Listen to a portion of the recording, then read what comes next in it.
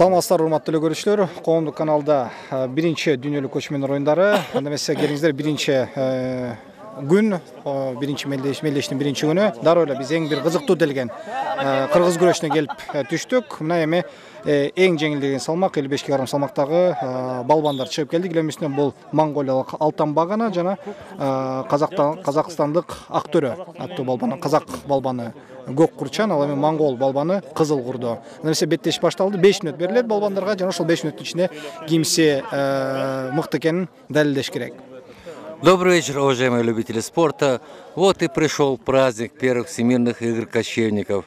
На ваших экранах сегодня поясная борьба, кыргыз-куреш, где соревнуются спортсмены из 13 стран, представляющие 22 команды. Всего участников в борьбе 85 человек.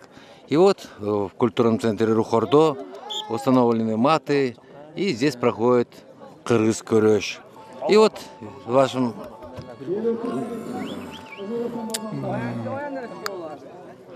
И вот на ваших экранах вы видите встречи весовой категории 55 кг. Самая легкая весовая категория. И встречается в красном поясе представитель Монголии Пурниявдавчо Алтан Багана и представитель Казахстана Жалбек Ахтобе, он в синем трико. И вот победу в этом встрече одержал монгольский спортсмен. Ну, ошентип, урматтуу көрүүчүлөр, биринчи эле кармашта монголиялык балбан Кызыл Курчан Пурниявдагва Алтан Багана 95-жылкы балбан экен. Казак балбан үстүнөн таптаза жеңиш кармап, берилген 5 мүнөттүн ичинде эмес, ага чейин жеткирбей таза жеңиш менен жеңип отурат. Белгилеп коелу, монголдук жигит дароо эле жарым финалга чыкты. 74. Анда урматтуу көрүүчүлөр, 55 кг салмак даражасы дагы да улууланууда. Бул сам килем үстүнө Вардар Угур, турциялык балбан, 95-жылкы жигит экен. Анын атаандашы бул Мусаев Парвиз, азербайжандык Кызыл Бел Курчан, ал эми Угур, Турция көк түстө. Эмесе беттеш башталды дагы карап турмакчыбыз. Буга чейин эки балбан, бул монголиялык менен жана биздин кыргызстандык Тынчтыкбек уулу Бекзат жарым финалга чыкканын билебиз. Мына кийинки түгөй турциялык менен азербайжандык ортосундагы кармашты карап туралы. Итак, продолжаются поединки весовой категории 55 килограммов. К сожалению, эта весовая категория не собрала многочисленных участников. Всего 7 спортсменов приняло участие в этой борьбе. И вот вы видели уже два поединка, где монгол Пурниявдавчо Алтан Бага выиграл у казахстанца, а наш Тынчтыкбек уулу Бекзат выиграл у узбекского представителя Мухамедьярова. И таким образом они оба теперь будут встречаться в полуфинале. Ну а сейчас на ваших экранах происходит встреча между турецким спортсменом Вардар Угуром, он в красном поясе, и его соперник азербайджанский балван Парвиз Мусаев. Вы видите, что идет упорный поединок, здесь нельзя упускать захвата, и каждый старается провести прием. Здесь оценивается приемы в 1 балл, это перевод на четвереньки или бросок на ягодицу. Если бросаешь на живот, также 1 балл. После предупреждения дается 1 балл спортсмену. И бросок за ковер, если бросаешь спортсмена на бок, там не на спину, а на бок, тоже оценится в 1 балл. Ну и 2 балла, это когда в двух случаях назначается, когда бросок на ковре сделан, спортсмен падает не на спину и не на живот, а на бок, это 2 балла. И бросок на спину за ковром, за белой линией, тоже оценивают. Ну, а самое главное здесь вот в куреши, это чистая победа, значит, бросок на спину. Жакшы, урматтуу көрүүчүлөр, мынакей Кайынбаевич бизге кыргыз күрөшүнүн эрежелери тууралуу айтып берип отурган учурда бул килем үстүндө бир окуя болуп өттү. Турциялык балбан өзүнүн пассивдүүлүгү үчүн эскертип алып, жыйынтыгында азербайжандыкка 1 балл берилип отурат. Ошондуктан азыркы тапка Мусаев Парвиз 1-0 эсебинде алдыга чыгып келе жатат. Дагы бир эскертүү. 2-0 учурда. Канайбан жаңы айтып өтүп болуш керек, урматтуу эле көрүүчүлөр, ошол мынакей эгерде кайсы бир балбан өзүнүн баягы пассивдүүлүгүн көрсөтүп күрөшпөй же күрөшүүдөн качып турса, эскертүү берилет дагы. Шарттуу түрдө жакшы күрөшүп жаткан, аракет кылып жаткан балбанга 1 упай ыйгарылмакчы. Мынакей ошонун жыйынтыгында Азербайжанды кызыл белги урчан балбан азыр 2-0 эсебинде утуп келе жаткан чагы. Жана башта өткөндө эле эки балбанга болгон 5 минут берилет. Продолжается поединок весовой категории 55 килограммов, где встречается турецкий спортсмен с красным поясом, это Вардар Угур. И в синем поясе это представитель Азербайджана Парвиз Мусаев, мастер спорта по вольной борьбе. Очень активно проводит этот поединок, но и турецкий борец, как говорится, не подарок. Вот этот поединок, он наиболее протяжителен, поскольку соперники соревновались по равным силам, и вот поэтому идет такая равная борьба. Ну вот, выход за пределы остается без оценок. Должен сказать, что Рух Ордо добродушно принял спортсменов, борцов. Вот здесь вот в красивом центре, в самом центре жемчужины гор, озеро Иссык-Куль, в городе Чолпан-Ате проходит этот турнир по борьбе, курешу, в программе первых всемирных игр кочевников. Жакшы, азербайжандык балбан абдан бери баягы ыкмага салбаса дагы өзүнүн активдүүлүгү менен азыр бетешти алып келе жатат. Мынакей кыргыз күрөшү боюнча 55 кг салмак даражасындагы кармашта 3-чү түгөй булар. Турциялык менен азербайжандык эрежелерди тууралуу айта турган болсок, Канай агай дагы айтып өттү, жаңы эле баардыгы жөнөкөй, түшүнүктүү. 1 балл берет, 2 балл жана 3 балл. 1 балл эмне үчүн берет десеңиздер, бул 4 буттап калгандыгы үчүн, атаандашы жамбашка чапса, капталына түшсө 1 балл берет. Ал эми 2 баллды бул эми чаап, килемдин сыртына чыгып кетсе 2 балл берет да. Таза жеңиш бул 3 балл. Эгерде дабасын таптаза түшсө, бул таза жеңиш катары саналат.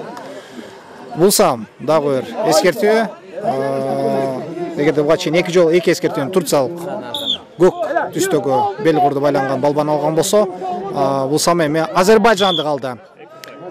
2 балл бериш керек азыр. 2 балл берип, калысты карап турмакчыбыз. Бир эле балл. Бир гана балл берди. Жыйынтыгында азыр жаңылышпасам 2-1 эсебинде баары бир Азербайжанды утуп келе жатат. 2 килем болгондуктан, урматтуу көрүүчүлөр, мынакей эки тарапта тең бир эле убакта күрөш жүрүп атат. Мынакей биз эгерде бу килемдин үстүн карап жаткан болсок, эч кандай балл жок. Ал эми килем үстүндө 74 салмак даражасындагы балбандар кармашып жаткан чагы, алар тууралуу да биз кененирээк айтып бермекчибиз. Бул учурда биздин килемибиз үстүндө азербайжандык балбан Мусаев Парвиз өзүнүн биринчи кармашын утуп, бүткүл дүйнөлүк көчмөндөр оюндарындагы алгачкы жеңишин кармады. Сүйүнбеков Насипжан менен Мухамеджанов Алишер. Насипжан кыргыз балбаны, Алишер болсо казак балбаны. Алишер көк түстүү белгур менен чыгып отурат. Бетеш башталды, дароо эле казакстандык жакшы бир чабуулга өттү. Андыктан Насипжан Азамат контр чабуул коюуга жетише алды. Азырынча 2 балбанга тең балдар жок. Итак, дорогие друзья, продолжаются поединки 55 килограммов, где встречаются Сүйүнбеков Назиржан в красном поясе и в синем поясе казахстанец Алишер Мухамеджанов. Вот вы видите, сейчас 2 балла получает наш спортсмен Назиржан Сүйүнбеков. Вы видите, что очень активно борются борцы в этой паре. Оба молодые мастера спорта по этому виду борьбы. И я должен сказать, что в этих соревнованиях команда Кыргызстана принимает участие с 2 командами. Первой командой и второй командой. И вот Назиржан Сүйүнбеков, представитель второй команды. Ну вот, видите, упал на живот. Это 1 балл должен быть, 2 балла.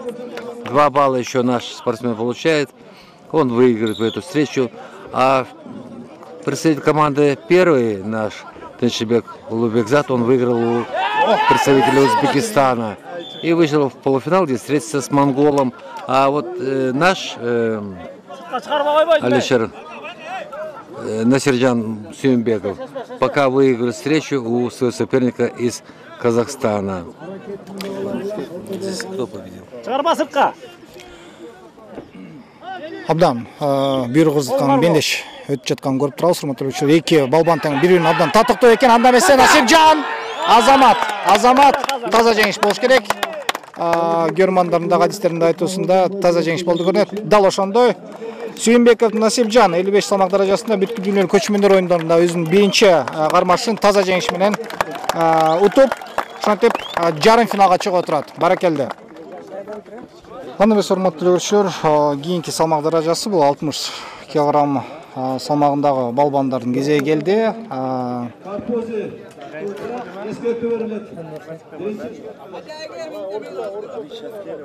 Эки балбан бул Россиялык, Башкортостан өлкөсүнөн келген балбан бул Ибатуллин Илфак жана Турциялык жигит Карпусчу Доган. Доган 96-жылы төрөлүптүр, ал эми Илфак 90-жылы экен.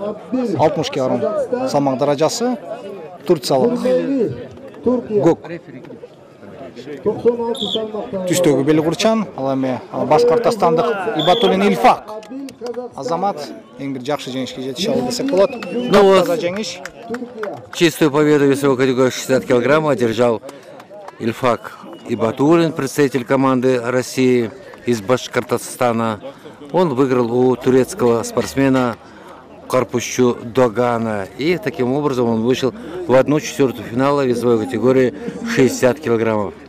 Анда эмесе кийинки жупка келели. 60 салмак даражасындагы балбандар Россиялык Татарстандан келген Лукманов Шамиль, кызыл белгурчан, жана биздин жигит Айтмырза уулу Азизбек 91-жылы төрөлгөн. Азизбек мына 8-ден 1 финалдык беттеште татарстандык жигитке каршы чыгып турат. Карап турмакчыбыз эми биздин жигит көк белгурчан калыстын уруксат менен кармашканга убакыт берилет дагы, жана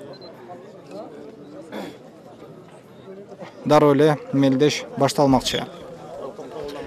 Ну что ж, дорогие друзья, на ваших экранах вторая пара весовой категории 60 килограммов, где встречается наш Айтмурза Улу Азизбек. Он на ваших экранах в синей повязке. В красной повязке это Лукманов Шамиль, представитель Татарстана из России. Очень сильный соперник, который является чемпионом России. Ну, вот видите, перехват, захват идет пояса и очень упорно продолжается поединок. Прекрасная солнечная погода в полноте стоит. И вот это праздничное настроение волнует всех зрителей, которые пришли сегодня в Рухордо, культурный центр Рухордо, и болеют за наших спортсменов. Ну, параллельно с этой весовой категорией рядом на татами, на борцовском ковре 2 идет поединки уже тяжеловесов. Весовая категория 96 килограммов. Ну что ж, а мы будем продолжать смотреть поединки весовой категории 60 килограммов. В этой весовой категории заявлено 12 спортсменов, представляющих страны, 10 стран. И вот сейчас на ваших экранах встреча между представителем России из Татарстана. Россия выступает 4 командами. Россия Алтай, Россия Татарстан, Россия Башкортостан и Россия Хакасия. И вот сейчас представитель Татарстана Шамиль Лукманов, мастер спорта, 1992 года рождения, встречается с нашим мастером Айтмурзой Улу Азизбеком. Он на год старше своего татарского спортсмена, чемпион Кыргызстана. И вот два чемпиона. Вот видите, сейчас хороший провел прием Лукманов Шамиль, и который ценится 2 балла. Абдан бир керемет өткөрдү Шамиль Лукманов Шамиль көрүнүп турат, тың чыкма балбан экенин. Ушул бүткүл дүйнөлүк көчмөндөр оюнуна келип эле ушу биринчи кармашында ушунча көрөрмандардын алдына чыгып туруп, болгондо да жергиликтүү балбан каршы чыгып отурат. Жана көрүш алып барып жаткан карабайсыздарбы, кармаган жеринен канча карчыдай балбан экен. Экөө жакшы эле аракет кылып, болгону бир жерден гана Шамиль өзүнүн учурун колдонуп кетти. Албетте Азизбектин да мүмкүнчүлүгү болот деңизчи, бирок ошондой болсо да Шамилге баракелде деп коюш керек. Азамат жакшы ыкма колдонду, жан башка кулагандыгы үчүн башкы калыс 2 гана упай берип отурат. Азиздин чабуулун карап турмакчыбыз. Жан башка салуу аракети болуп атат. Жана момундай учурда контур чабуул кое берип жиберип, жыйынтыгында Шамиль жаңылышпасам таза жеңишке жетишти. Дал ошондой Лукманов Шамиль, татарстандык балбан, Айтмырза уулу Азизбектин үстүнөн таза жеңиш кармап, жыйынтыгында чейрек финалга чыгып отурат.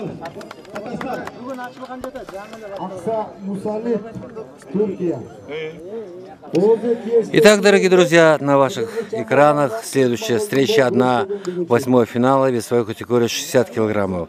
Здесь встречаются Алиберде Задо Ибадулло из Таджикистана, он на ваших экранах с красном поясе, и его соперник из России, из команды Башкортостана, Кудаяров Айдар в синем поясе. Ну, вы видите, что рефери, у него под колпаком находится видеокамера. Это специально сделано для того, чтобы смотреть за ходом этого поединка. Эти камеры предоставили КТР для судей. И вот продолжается этот поединок равных соперников. Видите, каждый пытается, вот, вроде захват, но упускает. И спортсмен из Таджикистана, из Таджикистана накрывает российского спортсмена. Алибердозада Ибадулло, Кудаяров Айдар аттуу Башкортостандын балбанын жеңип, бүткүл дүйнөлүк көчмөндөр оюндарында өзүнүн кийинки башка чыга алды. Азамат. Кийинки жуп бул казакстандык балбан менен азербайжандык балбанын ортосунда кармаш болмокчу. Сатибалдинов Амангелди казакстандык балбан.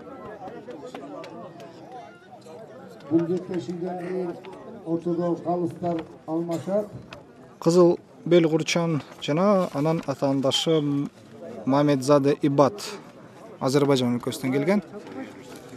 Көк түстүү Белгурдо байланып турат. 60 салмак даражасы.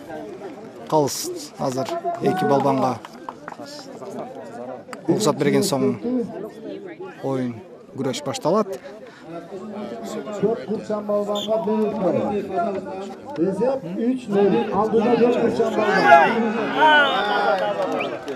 60 салмак даражасында 12 спортчу келип отурат.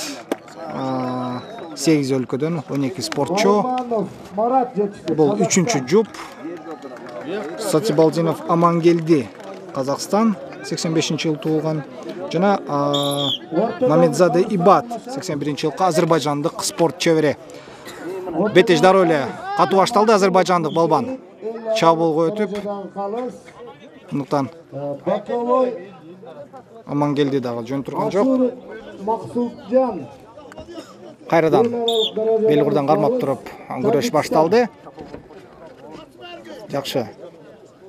Эки балбан тең бири-бирин жакшы таанып алгандыктан алдыңкы мүнөттөр бир аз бирин аңчылоодон башталары да анык. Болгон 5 мүнөт гана берилет балбандарга. Жана ошол 5 мүнөттүн ичинде же таза жеңишке жетиш керек, же упайды көп топтоп ошонун негизинде утуп алыш керек. Последний поединок 1/8 финала 60 килограммов, где встречается Сатыбалдиев Амангелди, представитель Казахстана, мастер спорта, он в красном поясе. И вот забирает захват, нет, не удается.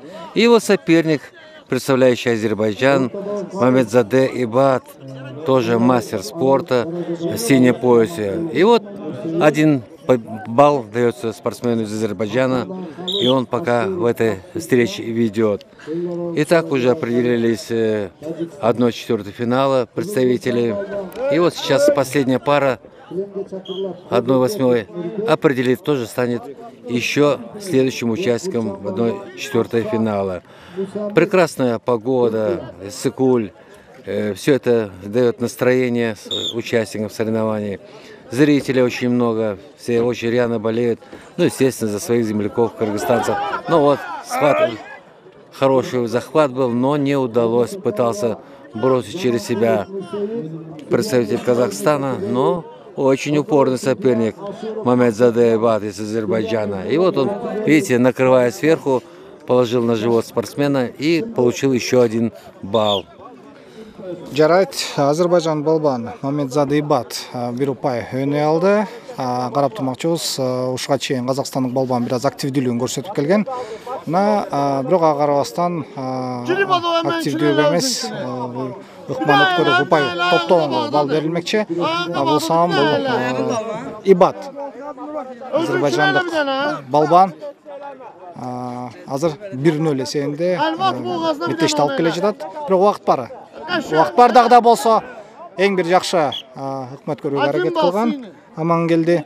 Бирок ага карабастан мынакей жам капталны кылып калгандыгына байланыштуу Мамедзаде Ибадка кезектеги упай берилип 2-0 эсебинде Азербайджан балбан азыр алып келе жаткан чагы.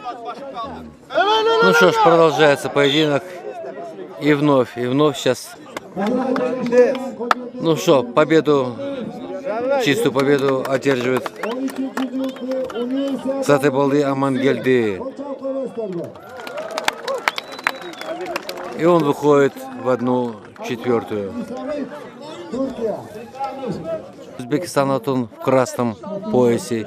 И его соперник из Таджикистана Мустафкулов Музармакулу. Оба спортсмена очень молоды, мастера спорта, чемпионы своих республик. И вот сейчас сошлись в 1/8 финала. Кто из них пройдет дальше в 1/4? Ну вот, захват делает все. И в этой встрече побеждает представитель из Таджикистана Мустафкуло Музархакул.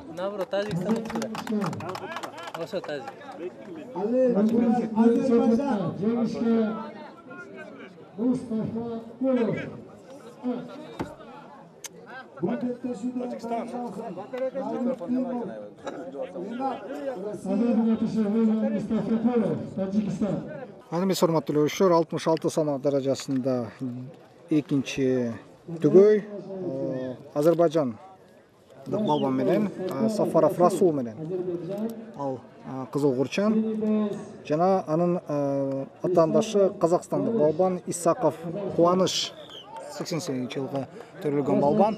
Экөө тең спорт чебери. 66 салмак даражасындагы 8-1 финал. 5 мүнөттүн ичинде немесе тың чыгар болду экен. Карап турабыз. Продолжается поединки весовой категории 66 килограммов. На ваших экранах Расул Сафаров, представитель Азербайджана в красном поясе, и в синем поясе его казахстанский визави Искаков Куаныш. Ну, оба соперника друг друга хорошо знают, они более опытные из них Куаныш Искаков, он 1988 года рождения, неоднократный чемпион Казахстана, я его помню уже давно, он соревнуется в Куреши. И вы видите, что оба соперника не дают сделать друг другу приемы, вот, взяв захват пояс, они друг другу не дают возможность. Но вот пытался сделать бросок Расул Сафаров в красном поясе, но был на чеку Куаныш Искаков. И поединок продолжается. Вновь захват. Вы видите, что рефери из Кыргызстана в колпаке, у него специальные видеокамеры. Называется Горшков Алексей, Россия. Ну вот, да. И вы видите, успешный захват сделал Куаныш Искаков. И каково будет решение судьи? Решение судьи 2 балла плюс у казахского спортсмена. Дал ошондой казак балбан абдан бир жигердүү күрөш алып барып келип, жыйынтыгында эмгегинин үзүн кайтып 2 баллга татып отурат. Албетте азербайжандык балбан эми чабуулга өтмөкчү, бирок жыйынтыгында контр чабуулга эле илинип калып, бул бетеште жеңилүү ызасын тартууга мажбур. Таза жеңиш менен казак балбаны Исқақов Кубаныш кийинки чейрек финалга чыгып отурат. Анын чейрек финалдагы атаандашы тажикстандык Мустафакулов Мусурманкул.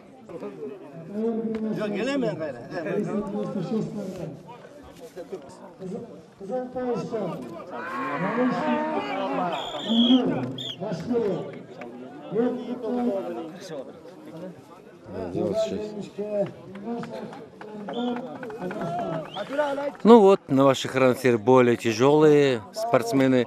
Весовая категория 96 килограммов. Первая схватка, 1/8 финала, где встречается представитель России Галишин Ильнур, представитель Башкортостана. Он кандидат мастера спорта, призер всероссийских соревнований. И его соперник Нурзат Бегасылов из Казахстана. Ну вот, прекрасно сделал захват Ильнур. И в этой встрече побеждает казахстанский спортсмен Нурзат Бекзалов.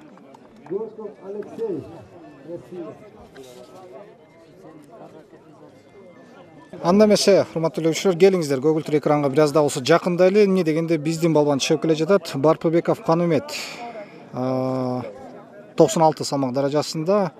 Анын атаандаштыгында Татарстандан балбаны Рафиков Руслан. Руслан көк белгурчан чыгат, анан Канымет кызыл белгурчан. Карап турабыз, Каныметке ийгилик гана каалап туралы. Биринчи дүйнөлүк көчмөндөр оюндары ыйык кыргыз жергесинде өтүп жатат. Мынакей Чолпон Таш шаарынын Ыскөл жээгинде Рухордо маданият борборунун ичинде мына кыргыз күрөш боюнча мелдештер өтүүдө. 96 салмак даражасы. Азыр эми баягы алдыңкы беттештер жүрүп жатат десек болот. Будан бара-бара оюндар кызымакчы. Эгерде Канымет бул атаандашын өтө турган болсо, анда ал чейрек финалга чыкмакчы. Албетте оңой эмес чейрек финалга чыгуу дагы. Алдын ала айта кете турган болсо, Каныметтин атаандаштыктарында бул азербайжандык балбан бар, Башкортостандан келген дагы бир балбан бар, жана ошондой эле коңшу Өзбек өлкөсү менен Казакстандан келген дагы балбандар алдыда бар. Эми албетте булар бардыгы өздүнүн алдыңкы оюндарын өткөрүш керек беттештерин. Жана ошондой эле мына ошондой алдыңкы беттешине Канымет да чыгып отурат. Дагы жолу айтып кетели, кызыл белгурча бул Канымет, ал эми Татарстандык Рафиков Руслан көк түстөгү белгурчан. Ну вот, дорогие друзья, пара, где встречается наш земляк Канымет Барпыбеков. Он 91 года мастер спорта в красном поясе на ваших экранах. И в синем поясе грозный соперник. Это Руслан Рафиков, один из сильнейших борцов мира, чемпионом мира является. И вот сейчас они встречаются, определиться, кто же из них пройдет дальше. Ну вот видите, вроде бы сначала Руслан Рафиков сделал бросок, но перехватил инициативу наш спортсмен Канымет Барпыбеков. Выиграл эту встречу. 2 балла, да? Тура 2 эле балл берди. Биринчи башка калыс таза жеңиш берем деп ойлогон. Андыктан бияктагы 2 калыстын келишүүсүнөн кийин Каныметке болгон 2 эле балл берилип отурат. Беттеш уланууда эмнеси болсо дагы канаяга өткөндө Рафиков Руслан да бекер жөн жерден ушул көчмөндөр оюна келип отурбаса керектир. Өзүнүн артында Нишен деген мыкты балбандар жеңип келип отурат. Ошондуктан Руслан да жөн жигит эмес. Канымет каршы туруп атат. Азыр 2-0 эсебинде биздин балбан алдыга келип жаткан чагы. Руслан дагы бир жолу алдыга чыгып чабуул коюуга болгон аракет болду. Андыктан Канымет булсам бардыгын сак кармап отурат.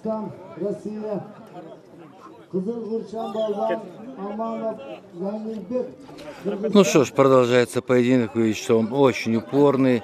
Никто не хочет уступать. Вы видите, пытается сделать Джанбаш. И вот он, наш Канымет Барпыбеков, использовал этот шанс и одержал победу, чистую победу. Баракелде. Барпыбеков Канымет бүткүл дүйнөлүк көчмөндөр оюнунда өзүнүн биринчи жеңишин ушул таза жеңиш менен кармады. Кийинки атаандашы ким болот экен? Карап турабыз.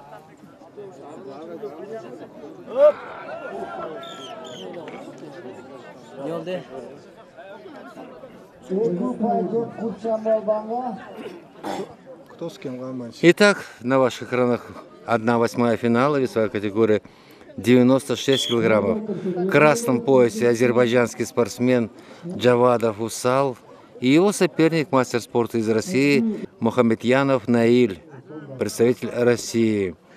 Оба спортсмена уже довольно известны, опытные. Джавадов 1984 года рождения, а его соперник из России Наиль Мухамедьянов, он 1987 года рождения. И поэтому видите, что идет размеренная такая упорная борьба, поскольку они уже не раз встречались на борцовском ковре.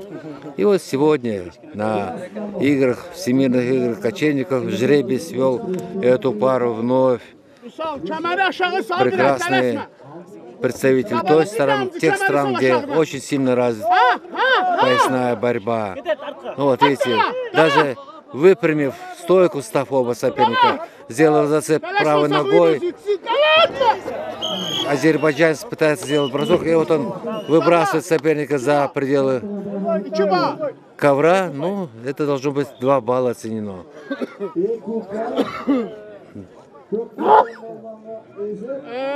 Итак, 2 балла получает представитель России, вице-чемпион мира Наиль Мухамедьяров. И вот он уже со счетом 4-1 ведет в этом поединке. Напомню, что это весовая категория 96 килограммов, 1/8 финала. Бьются за путевку, за выход в четвертьфинал.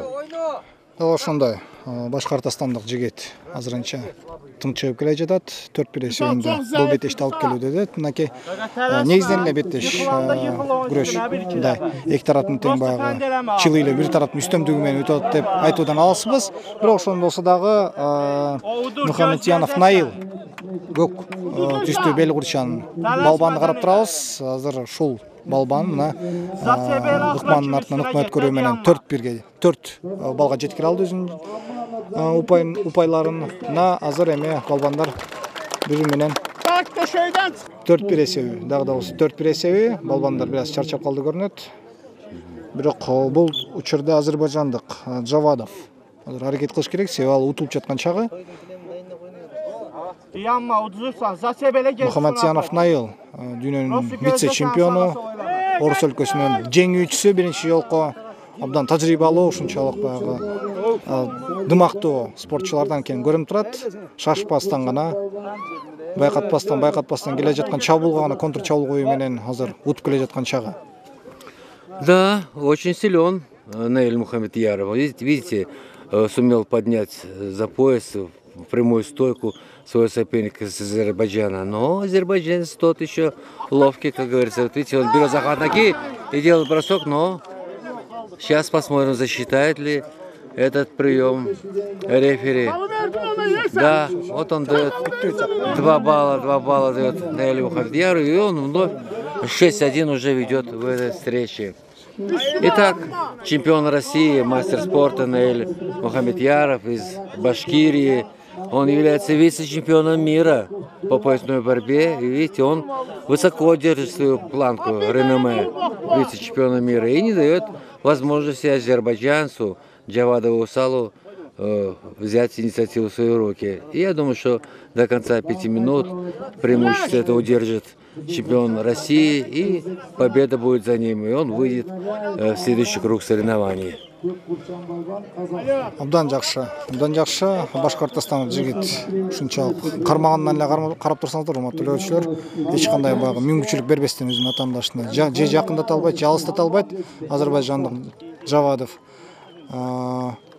эскертүү эки спортчуга тең эскертүү эмес, Джавадов азербайжандыкка эскертүү берди жана шарттуу түрдө орус балбанына бир упай ыйгарылып отурат. Жыйынтыгында 5-1 эсебинде азыр башкортостандык Мухамедьянов Наил алда келе жатат. Күрөш дагы да болсо, мынакей мен жана айтып аткан ушул Найылдын белди кармаган бел курчту. Жакындатпа жаласа бардыгын аралыкта кармоодо, мынакей. Мындан бир күчтүү экен көрүнүп турат, физикалык жактан да жана техникалык жактан да мындан бир өрчүгөн балбан экен, мынакей. Контр чабуулга уюштурду. Азамат болгону килем сыртынан болуп калды, кандай болуп болду экен? Калыстарды карап турмакчыбыз, килем сыртынан. Дал ошондой. Кызыл бел курчан балбан. 2 балл. Мухаммеджанов Наил бираз күтүп калды көрүнөт, мына жыйынтыгында азербайжандык Жавадов аракет кылып отуруп 2 балл өнөй алды. 4-3 эсеби азырынча ким салат болду экен. 96 салмак даражасы урматтуу биринчи дүйнөлүк көчмөндөр оюндары. Ыйык Искөл жергесинде өтүп жаткан чагы. Жана эң кызыктуу делген оор салмактагы кыргыз күрөшү боюнча балбандардын кармашуусуна көп болуудабыз. Азербайжандык аракет кылууда, бирок мына Нонтеп таптаза жеңишке Мухаммеджанов Наил жетишип отурат. Азамат Наил аракет деле кылган эмес болгону Жавадовдун чабуулуна өзүнүн бутун гана илип койду. Жыйынтыгында Жавадов таптаза өзүнүн даалысы менен жерге кулады. Не дейсиз, черек финалда ошентип Мухаммеджанов Наил дүйнөнүн вице-чемпиону экен дагы айтып өтөлү.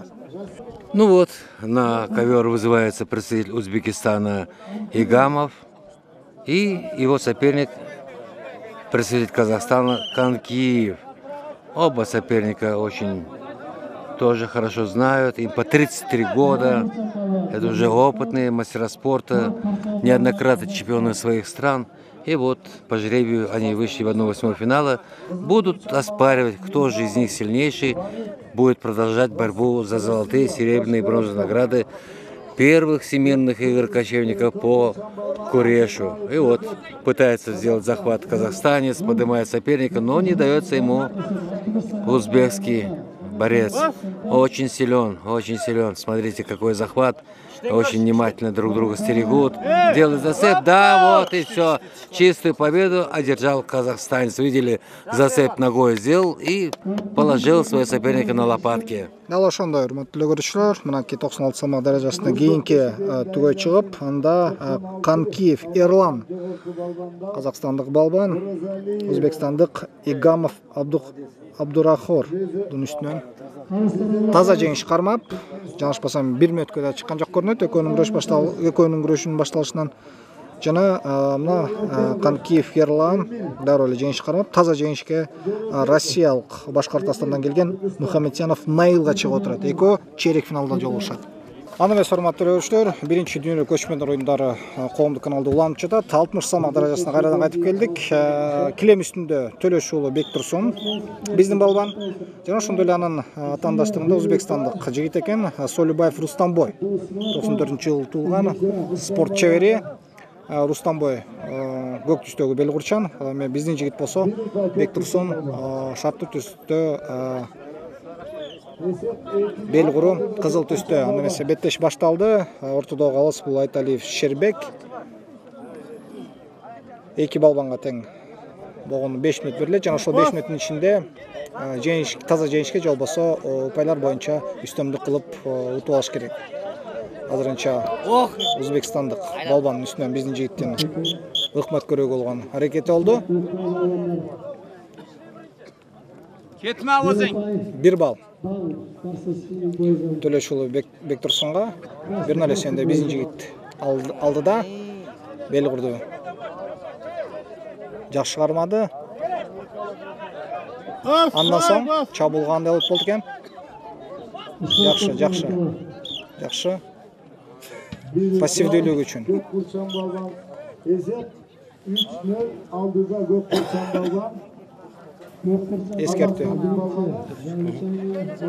Эскертүү. Ошентип 60 салмак даражасында Төлөш уулу Бектурсундун беттешин карап турмакчыбыз. Урматтуу көрүүчүлөр, жакшы Бектурсун күрөштүн эң бир жакшы чалуу ыкмасына салып, эми калыстыгына карап туруш керек, канча упай берет болду экен. Таза жеңиш. Урматтуу көрүүчүлөр, куттуктаймын. Төлөш уулу Бектурсун дүйнөлүк көчмөндөр оюндарындагы өзүнүн биринчи кармашын ошентип таза жеңиш менен бизге белгилеп отурат.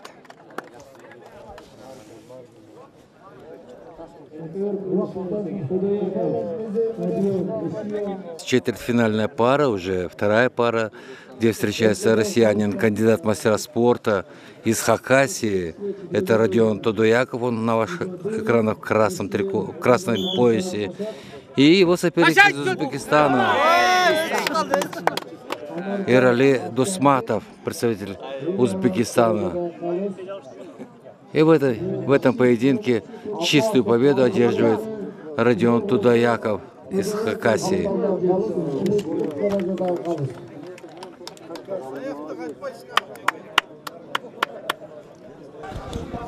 Анда эмес урматтуу көрүүчүлөр, 60 салмак даражасы эки орусиялык балбан беткелишиптир. Бул жерде чейрек финал.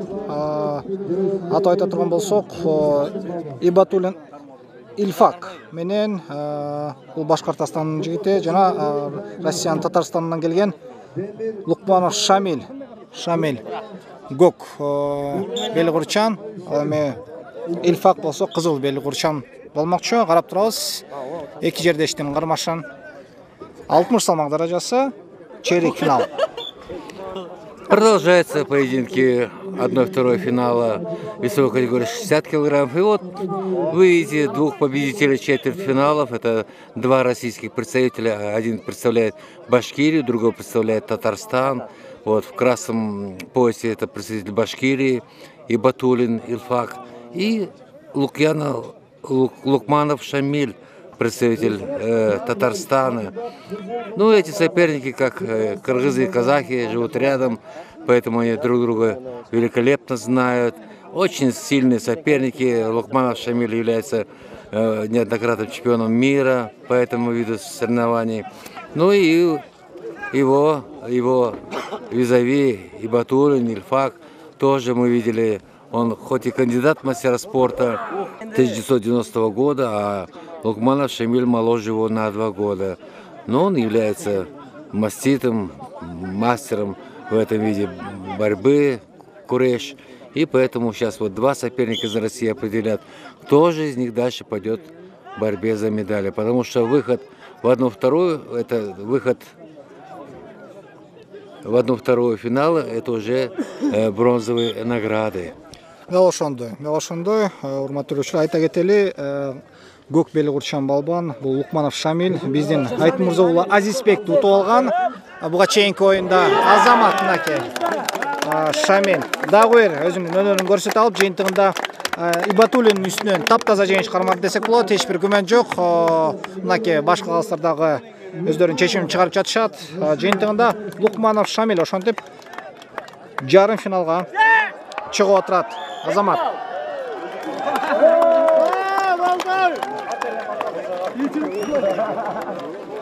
Ну, а сейчас готовится выйти на ковер очень сильная пара, представляющая Таджикистан Алиберди Задо Ибадулло. Он на ваших экранах в красном поясе. И его соперник Атабалды Амангельдиев, представитель Казахстана. Оба соперника прекрасно провели четвертьфинал. И вот Алиберди Задо, он выиграл очень сильного российского спортсмена из Башкирии, у Кудаярова Айдара. Он положил его чисто на лопатки. А соперник его, представитель Казахстана, тоже сначала казахстанец проиграл азербайджанскому спортсмену по очкам, но затем он чистым броском одержал победу и вышел вот в полуфинал. И вот сейчас они встречаются в 1/4 финала, представитель Таджикистана и Казахстана. Таджикстандык Алибердизода Ибадулло бул кызыл белгурчан мынакей назарыңыздарда. Жана анын атаандашы казак балбаны Сатибалдинов Амангелди 8-1 финалда Амангелди Азербайджан жигиттер Мамедзада Ибат аттуу балбанды жеңип, мына чейрек финалга чыгып отурган чагы. Азыр балбандар бирине бир тең келишкен оюн көрсөтүп келе жатышат. Мынакей бир аз тажикстандык балбан үстөндүк кылып жатат десек болот. Азыр кимдин чабуулу чыгат болду экен? Албетте эреже боюнча кыргыз күрөшүнүн эрежеси боюнча сөзсүз түрдө балбандын жок дегенде бир колу атаандашынын бел курун кармап туруш керек. Албетте азыр 2 кол тең чыгып кеткенине байланыштуу ортодогу калыс Айталиев Шербек 2 балбан тең токтотууга мажбур. Жана кайрадан эле күрөш башталды. Казакстандык балбан тырышып калган чагы албетте азыр тажикстандык чабуулга өтөт болду экен. Бут илинип калды. Бутты чыгарыш керек. Албетте дагы бир жолу Азамат килем сыртынан чыгып кеткенине байланыштуу 2 гана упай берилет болуш керек. Дал ошондой. Казакстандык Сатибалдинов аман келди. Очень интересный борец из Казахстана. Видите, вот в первой встрече он тоже проиграл азербайджанцу, и вот здесь вроде бы казалось, что его соперник из Таджикистана берет вверх. Но он делает очень интересный захват и очень гибкий такой, очень спортсмен, смотрите, не боится сделать захват ногой, вот, и пытается вывести. Вот, положив соперника на живот, 1 балл. 1 балл получает выигрышный Амангельди Сатыбалдиев. Очень упорный соперник из Таджикистана. Но это так и должно было быть. Оба спортсмена в первом круге выиграли свои встречи. И вот борьба за выход в полуфинал. Если кто из этих спортсменов выйдет в полуфинал, то он уже обеспечит себе как минимум бронзовую медаль. Поэтому столь упорный поединок проходит на глазах у всех болельщиков в этом прекрасном культурном центре Рухордо города Чолпан-Аты, где проходит борьба куреш по программе Всемирных игр кочевников. Дагы да болсо 6 салмак даражасындагы 8ден 1 финалдын чейрек финалдын акыркы беттеши уланууда. Тажикстандык Алибер Дизода Ибадулло бул кызыл белгурчан, ал эми анын атаандашы Сатыбалдинов аман келди. Казакстандык балбан көк белгурчан азыр упайлар боюнча алда келе жатат. Албетте уттуруп жаткан Тажикстандык жигит дагы бүт аракетин кылып азыр кой берип жүргөн упайларды кайрып келүүгө даллат кылып жаткан чагы. Бираз чарчап калды көрүнөт. Жок, кимсиге дет болду экен. Упай жок азырынча, упай жок. 2 балбан тең бири-бирине ушунчалык татыктуу экен көрүнүп турат. Тажикстандык өзүнүн 8ден 1 финалдагы кармашында Башкортостандан келген Кудайяров Айдардын үстүнөн таптаза жеңиш кармаган. Мындан күчтүү, техникалык жактан да, физикалык жактан да өнүккөн. Даярдыгы мыкты балбан экен. Азамат казакстандык балбан эч нерсе кылбастан жөн гана келе жаткан чабуулга ыңгайлуу туруп берип, жыйынтыгында таптаза жеңиш кармап отурат. Ну что ж, вы видите, что Сатыбалдиев Амангельди одерживает чистую победу над представителем Таджикистана. Весовая категория 60 килограмма. И казахстанец выходит в полуфинал, где будет встречаться с российским спортсменом Шамилем Лукмановым.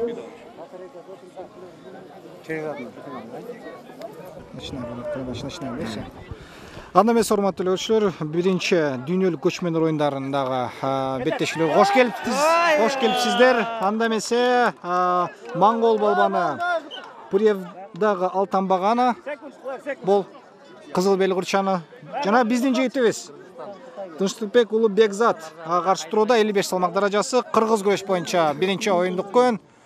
Бекзат көк түстүү белгурчан. Карап гана жан үрөп гана туралуу. Бекзат буга чейинки кармашында Өзбекстандык балбанын үстүнөн таза жеңиш кармап, мына жарым финалга чыга алган. Эгерде ушул кармашын ута турган болсо, финалга чыкмакчы. Монголдук балбан абдан тың чыкма балбан экен.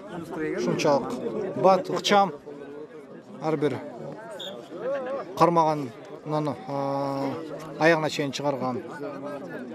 Жана биз Тынчтыкбек уулу Бекзатка ийгилик гана каалап туралы. Ну что ж, дорогие друзья, вот вы дождались полуфинала. Полуфинальная встреча между... Вот, какой бросок сделал Тынчтыкбек Бекзат из Кыргызстана. Своего соперника Пурдавдачу Алтанбагана из Монголии. Ну, сейчас судьи будут решать, да, сколько баллов дадут. Все-таки выход в финал ожидает этого победителя этой встречи. И очень-очень сильный соперник, монгольский представитель. Он выступает в красном поясе. Это Пурняв Тача Алтан Багана и Тынчыбек Улубекзат, представитель команды Кыргызстана №1. Очень хорошо начал встречу у нас земляк. Вот он берет инициативу в свои руки. Но и монгол не подарок. Видите, что он не дает возможности так просто одержать победу над собой. Ну, рефери встречи это кыргызстанец Шавхат Зарипов. И вот он сейчас определит тоже. Первым из них выйдет в финал. Байкадыңыздар, урматтуу көрүүчүлөр, монголдук жигит жаңы эле бир ыкма салып биздин балбанды көтөрүп чапты эле, бирок баардык ыкма килем сыртына болгондо байланыштуу эч кандай упай берилген жок. Ошондуктан беттеш дагы да болсо уланууда монголдук балбаны абдан бир тажрыйбалуу, дастыккан чебер экенин көрүп турасыздар, урматтуу көрүүчүлөр. Кармаган жеринен эле Азамат Бекзат жарайт, жакшы бир аракет кылып көрдү, көтөрүп кетүүгө мүмкүнчүлүк бар эле, бирок монголдуктагы туруп бере алды десек болот. Менимче ушул эки жұп эгерде кимсе финалга чыга турган болсо, чарчабай албетте чыга турган болсо, ошол 55 салмак даражасындагы бүткүл дүйнөлүк көчмөндөр оюндарынын жеңүүчүсү болуп болуш керек. Себеби эми караңыздар, урматтуу көрүүчүлөр, кандай гана күрөштү биз көрүүдөбүз. Коомдук каналда ушул бүткүл дүйнөлүк көчмөндөр оюндарынын кыргыз күрөшү боюнча мелдештер өтүүдө. 55 салмак даражасы жарым финал. Эки эле гана упай, албетте. Алтан Багана албетте жакшы балбан, бирок бул аракет үчүн эки гана упай бериш керек. Ашып кетсе эки упай, албетте таза жеңиш тууралуу эч кандай бир сөз да жок. Ну что ж, наш спортсмен бросает, делает бросок, и вот возмущение монгола, видимо, он упал на бок, успел встать, и судья ничего не определил. Пытается взять победу в свои руки наш Тынчыбек Бекзат. Вы знаете, очень активно. Мне нравится, как он проводит поединки, все время бросает.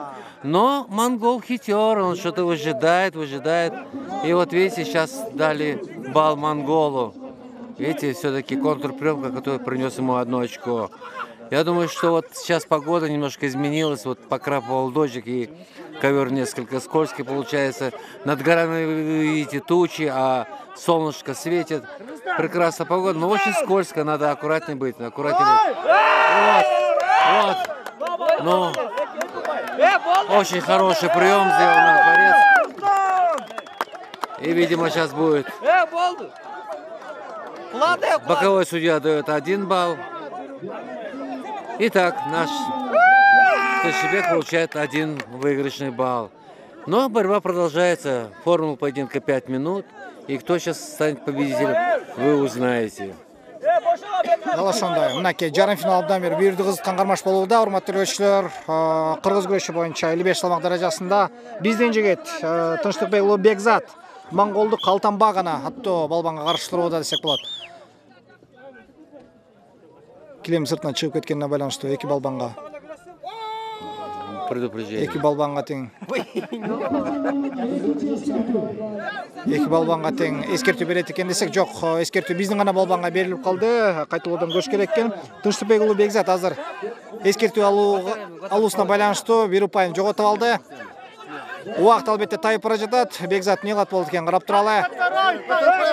Алтан Багана Азамат жок деген аракет үчүн кимге өрлөт болот экен? Кайталоо гана керек болуш керек. Ооба, көрмөндөрдө бир аз бирлөрү кызып калган чак. Биз болсо, урматтуу көрүүчүлөр, Тынчтыкбек Улубекзаттын керемет ыкма аткаруусун көрө алдык. Азамат урматтуу көрүүчүлөр, акыркы гана секундаларда, биз бул жерден саатты карап отурганбыз, акыркы гана секундаларда Тынчтыкбек Улубекзат жакшы ыкма аткаруу менен финалга чыгып отурат. Ал эми айта турган болсо, урматтуу көрүүчүлөр, маалымат катары айта кетели, 55 салмак даражасында дагы бир биздин балбаныбыз бар. Ал Мухамеджанов Алишер, жок, кечиресиздер, Сүйүнбеков Насипжан. Кийинки биздин балбаныбыз ал азербайжандык ушул эле салмак даражасында Мусаев Парвизге каршы турмакчы. Мына азыр Насипжан чыгып келет. Азербайжандык Мусаев Парвиз кызыл белгичен чыкмакчы. Ал эми Насипжан көк белгур байланып чыгат. Жана ошол азербайжандык менен кыргызстандык Насипжандын ортосундагы кармаш экинчи финалчыны атайт. Ал эми финалга чыккан Тынчтыкбек уулу Бекзатты биз куттуктап коймокчубуз.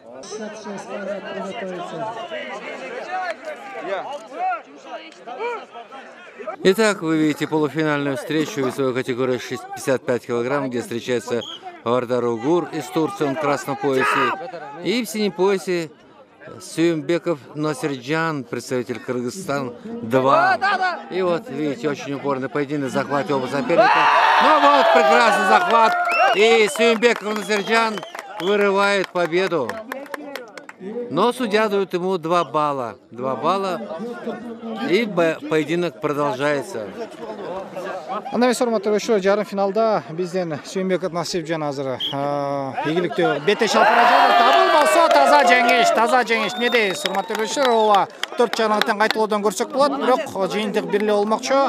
Сүйүмбеков Насирджан жарым финалда ушундай таза жеңишке жетип, жыйынтыгында өзүнүн эле жердеши Тынчтыкбек уулу Бекзатка финалда каршы турмакчы. 55 салмак даражасында ошентип эки биздин жердешибиз алтын медаль үчүн күрөшмөкчү. Биринчи дүйнөлүк көчмөн оюндарында ошентип 55 салмак даражасындагы жеңүүчүлөр анык болуп калды. Финалда эми эки жердешибиз Тынчтыкбек уулу Бекзат менен Сүйүмбеков Насирджан бет келишет.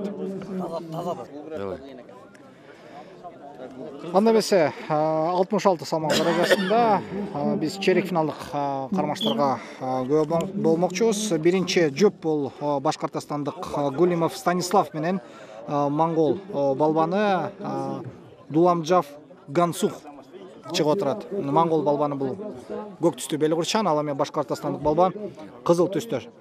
Анда эмесе карап туралы. Эки балбан тең биринчи кармаштарын өткөрүп жиберишкен. 66 салмак даражасында негизинен эле 10 балбан келип отурат. 8 өлкөдөн, албетте бир өлкөдөн бир балбан эмес. Беттештердин эрежеси боюнча бир өлкөдө мисалы 2 балбан, 3 балбан деле чыга берсе болот. 66 салмак даражасында мына 10 балбан. Жана бул жерде биздин 2 балбаныбыз бар. Бул Эралиев Мирлан, жана ошондой эле Нуржан, Азамат, мынакей монгол балбаны Дуламжав Гансух 2 балл. Өзүнүн аракети үчүн 2 упай. Алоода Гулимов Станислав, Россиялык Башкортостан өлкөсүнөн келген. Россия Федерациясынан албетте көп командалар келип отурат. 4 команда менен келишиптир. Орустар Азамат Станиславдын аракети жана өзүнүн аракетин эле өзү кармалып, жыйынтыгында Дуламжав Гансух монголиялык балбан чейрек финалда ошентип таза жеңишке жетип отурат.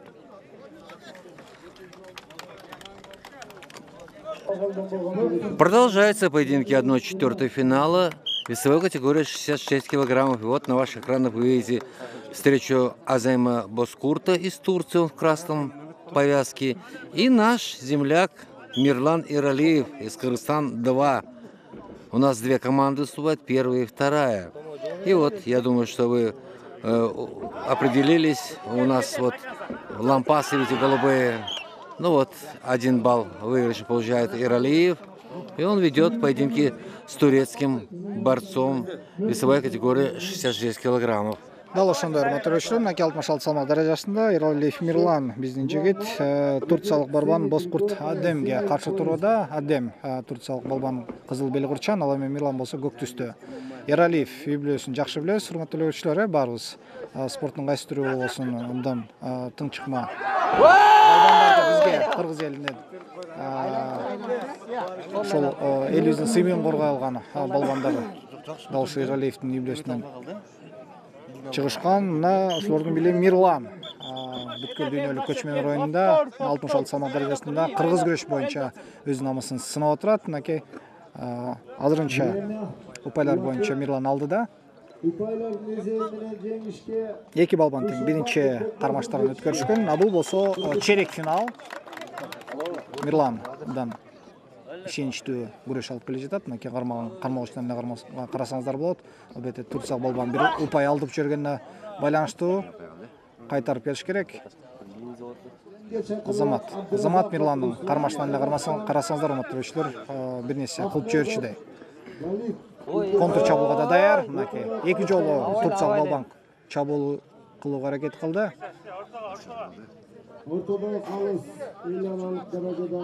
Эрежелер, урматтуу көрүүчүлөр, менимче түшүнүктүү эле болуш керек, Эң жөнөкөй таза жеңишке 3 упай, таза жеңишке улаш үчүн далга чабыш керек. Ал эми жамбаш, каптал чалгылап кала турган болсо, бул 1 упай. Килемдин ортосунан каптал кулай турган болсо 2 упай берилет. Продолжается четвертьфинальный поединок, весовая категория 66 килограммов, где встречается Азем Бозкурт из Турции красным поясом и в синем поясе наш Мирлан Эралиев. Ну, Мирлан — это представитель одной из спортивной семей, династии. Мы знаем Улана Эралиева, его брата, чемпиона мира по единоборствам. И вот Мирлан продолжает эти традиции. Но вы еще упорно вот в курещи как раз и разрешается одну руку выпускать. Если в других видах поясной борьбы нельзя упускать пояс, то вот здесь вот в курещи разрешается одну руку упускать.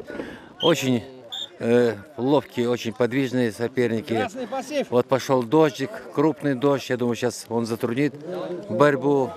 В первой паре монгол сумел победить своего соперника из Башкирии и выйти в 1/2 финала. И вот сейчас как раз сопернику монголу определится вот победитель этой встречи. Либо это будет Бозкурт из Турции, либо будет это Эралиев из Кыргызстан-2. Дал ошондой кереметтүү скөл жээгинде бир аз жаан жаап кирди, бирок ага карабастан килем үстүндөгү балбандар бул биздин жигит Эралиев Мирлан жана турциялык балбан Бозкурт Адем өздөрүнүн кармашын улантышууда. Азырынча Мирлан бир аз активдүүлүк кылган сыйт, бирок баарын албетте килем чечмекчи. Килемдин үстүндө бир аз суу болуп калганына байланыштуу эми бир аз кооптуу, себеби эми тайгаланып кетип, спортчулар албетте жаратылып калышы толук ыктымал. Бирок эми калыстар дагы карап турушат бул учурда. Алар эмнеси болсо дагы ошолор дагы өздөрүнүн чечимин кабыл алышмакчы. Азырынча күрөш уланууда. Мирлан менен Адем бири-бирине ушунчалык татыктуу балбандар экени көрүнүп турат. Алдын Мирлан жакшы эле баштагансыган, андан соң Адем дагы жөн турбастан жарайт, жөн турбастан чабуулга кылганга аракет кылды эле. 2 балл берилиш керек. Азыр килемдин ичинен өзүнүн атаандашын капталга чапкансыган, андыктан бетеш калысы болгону 1 упай берип отурат. Албетте отуруп калса же жамбашка чаба турган болсо 1 упай берилет кыргыз күрөшүнүн эрежеси боюнча. Эми 2 балл алыш үчүн сөзсүз түрдө капталга кулатыш керек, же болбосо 1 даласына кулатыш керек. Жана ошонун бардыгы килемдин ичинде болуш керек да. Продолжается поединок. Со счетом 5-0 пока ведет наш спортсмен. Он выступает синим поясом.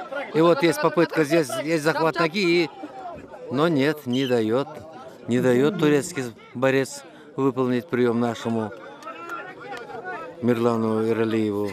И вновь в центре сводит спортсменов рефери этой встречи Шавкат Зарипов из Кыргызстана.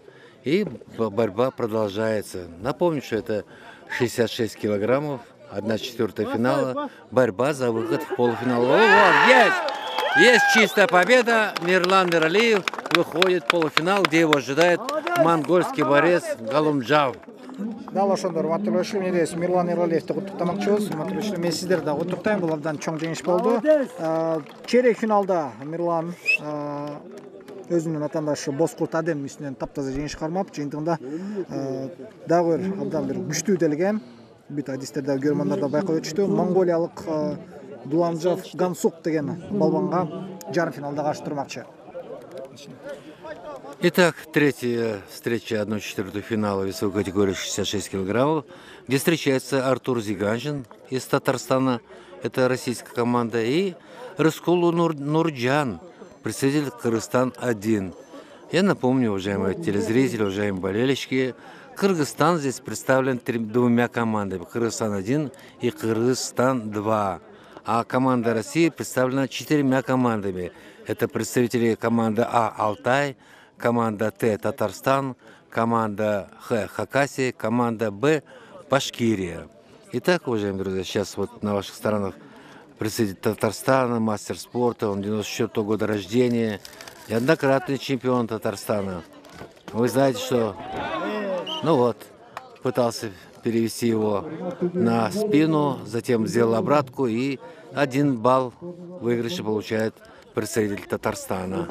Дал ошондой урматтуу көрүүчүлөр, мынакей 66 салмак даражасында кийинки жұп бул Зиганшин Артур менен Рыскул Нуржан көк түстө белгуру менен, эми Артур кызыл түстө. Көрүп турганыңыздардай, урматтуу көрүүчүлөр, татарстандык балбан бир аз ишеничтүү күрөш алып келе жатат. Мынакей азыр 1-0 эсебинде дал ушул орус өкүлү алдыда. Албетте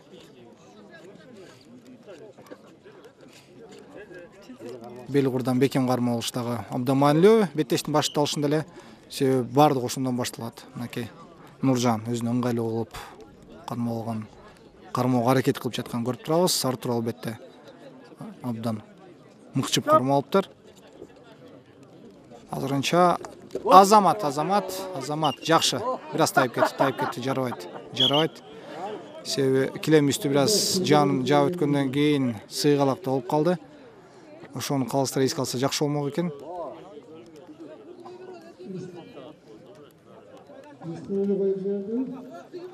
Жана мына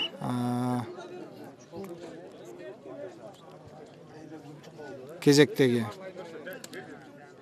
эки балбандын Белгурдан кармашуусу жана күрөш кайрадан уланууда, урматтуу көрүүчүлөр. 66 салмак даражасында биздин жигит Рыскул Нуржан кызыл көк түшчөн.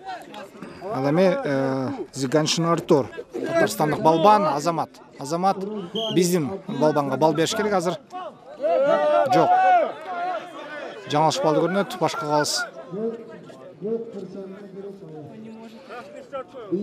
Ну вот видите, что сейчас в контрприеме Артур Зиганшин получает 1 балл.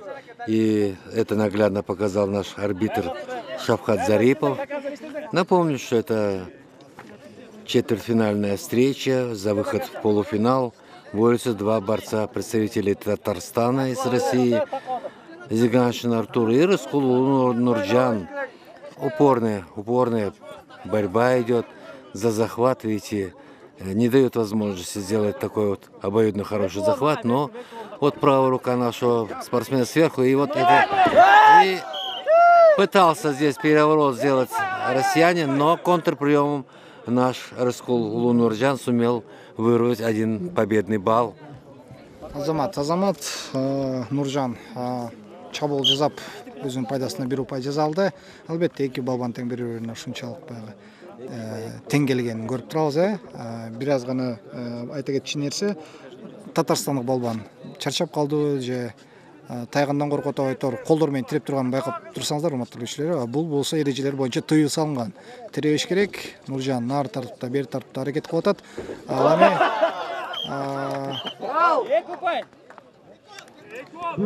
Артур болсо тирөө менен аракет кылып отуруп, мына жыйынтыгында дагы 1 упай алдырып жиберди.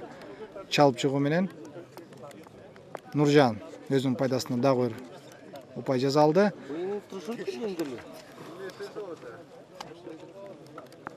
Алдың эки тарапка тең Белгурдан кармоо алууга мүмкүнчүлүк бериш керек. Жана ошондон кийин гана калыстын ышкырыгы. Дагы 1 жолу чабуул, дагы 1 жолу чалып жыгылды. Дагы 1 упай биздин балбанга жарайсың. Рыскул Нуржан 66 салмак даражасында өзүнүн чейрек финалдык беттешинде татарстандык Зиганшин Артурга каршы турууда.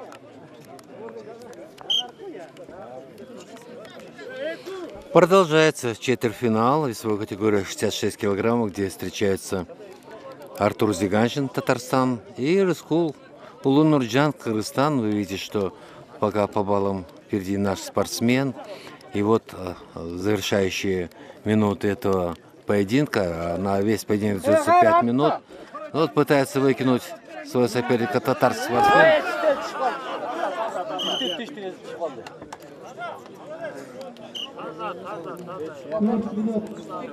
И вы видели, прекрасный бросок сделал. И Раскулов Нурджан выигрывает эту встречу.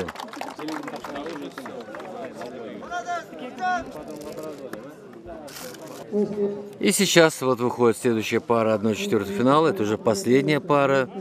Мустафа Кулов, Таджикистан. Он будет в красной повязке. И Искаков Хуанеш, представитель Казахстана, будет выступать с синей повязкой.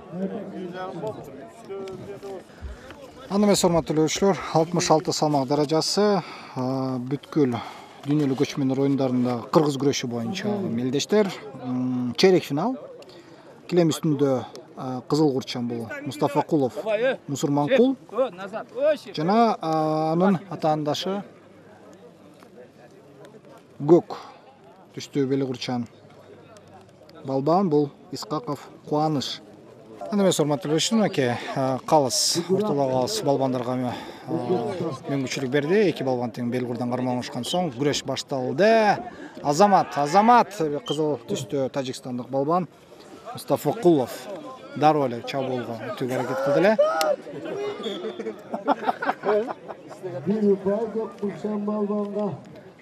Антан азырынча эки балбанга тең эч нерсе жок. Көрүп тургандай эле урматтуулуучулар, эки балбан тең спорт чебери, бел курчан күрөштөр боюнча ушунчалык баягы дүйнөгө атага чыккан спортчулар десек да болот. Мынакей тажикстандык Мустафа Кулов, Мусурманкул 93-жылкы жигит экен. Жана Искаков Кубаныш, казакстандык балбан, жыйынтыгында таза жеңиш менен Мустафа Кулов, тажикстандык балбан жеңишке жетип, биздин жигит Рыскул уулу Нуржанга жарым финалда каршы чыкмакчы. Анда урматтуулуучулар, 96 салмак даражасындагы кыргыз күрөшү боюнча бүткүл дүйнөлүк көчмөндөр оюндарындагы беттештер. Килем үстүнө чакырылган бул кызыл бел курду байланган казакстандык жигит Ахмедбеков Бекзат, 89-жылкы балбан. Жана ошондой эле анын атаандашы көк түшчөн бел курду байланган бул Муминов Фахриддин, Өзбек Республикасынын өкүлү. Балбандар карманыштыда жана күрөштө карап туралы. Эки балбан тең чыган спортчулардан, экөө тең спорт чеберлери. Жана 96 салмак даражасы албетте кыргыз күрөшү боюнча абдан бир кызыктуу, бүйүрдү кызыктуу өтөт эмеспи? Ошондуктан карап турабыз. Эки балбан тең кармагандарын ала турган болсок, абдан чапчаң, техникалык жактан да, физикалык жактан да ушунчалык күчтүү балбандар экен көрүнүп турат. Бири-бирине азырынча жем салдырбай туруштук беришип келүүдө. Ну вот, дорогие друзья, наступило выступление тяжелой артиллерии, как говорится. И вот на ваших экранах весовая категория 96 килограммов, 1/4 финала, где выступает Ахмедбеков Бекзат, представитель Казахстана. Он в красном поясе, вот на ваших экранах. И вот его соперник из Узбекистана Фахриддин Муминов, он в синей повязке. И рефери встречи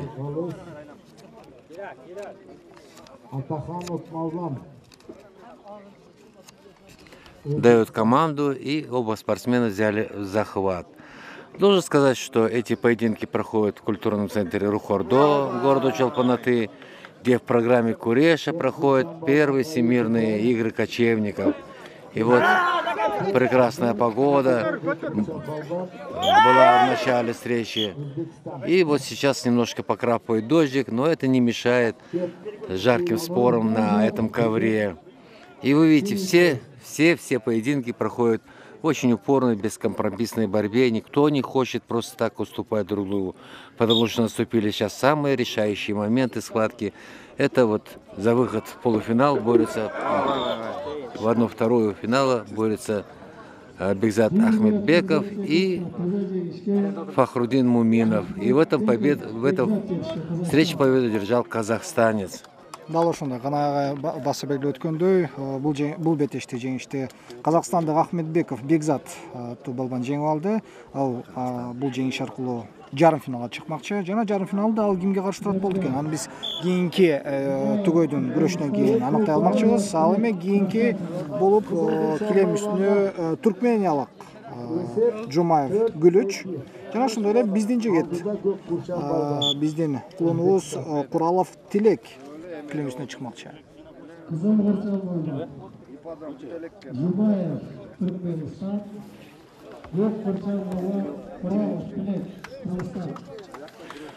Ну вот, дорогие друзья, сейчас наступает очередной четвертьфинальный поединок, где встречаются очень грозный соперник. Это мастер спорта международного класса Джумаев Кылыч из Туркменистана.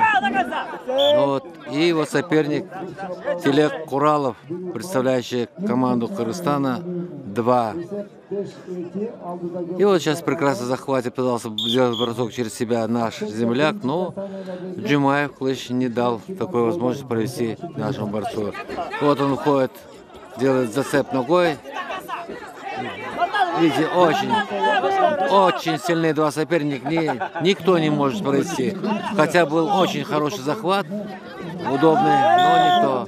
Ну вот, сорвалась повязка, сейчас у туркменского борца Кылыч Джумаев из Туркмении.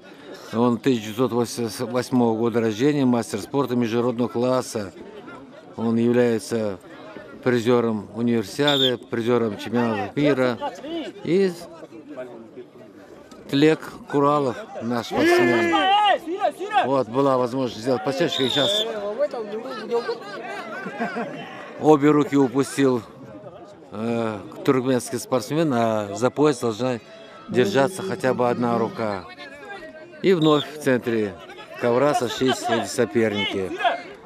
Көрүп турганыңыздардай, урматтуу көрүүчүлөр, абдан бир бүйүрдү кызыккан кармаш болууда. Мынакей Куралов Тилек биздин жигит көк түстүү белгурчан жана анын атаандашы Жумаев Кылыч Туркмениялык балбан болот. Азыр биздин балбан бир упай алдырып жиберди, бирок ошондой болсо да алдыда да убакыт бар. Ошондуктан Тилектин дагы мүмкүнчүлүгү болот. Ал упайды кайрып келүүгө кайрадан балбандарды кармаштырууга килем ортосунда күрөш ланууда 96 салмак даражасы урматтуу көрүүчүлөр. Чейрек финал. Эгерде бул бетешти тута турган болсо, кайсы бир балбандын бирөөсү жарым финалга чыкмакчы, а жарым финалда аларга каршы казакстандык балбан каршы турат. Албетте, алдың бул бетешти тутуш керек. Эки балбан тең абдан, эки балбан тең абдан, ушунчалык бирине бири тең келишкен күчтүү атаандаштар экенин көрүп турабыз. Эки бал гана берилди. Туркмениялык балбанга жакшы ыкма кылган. Азыр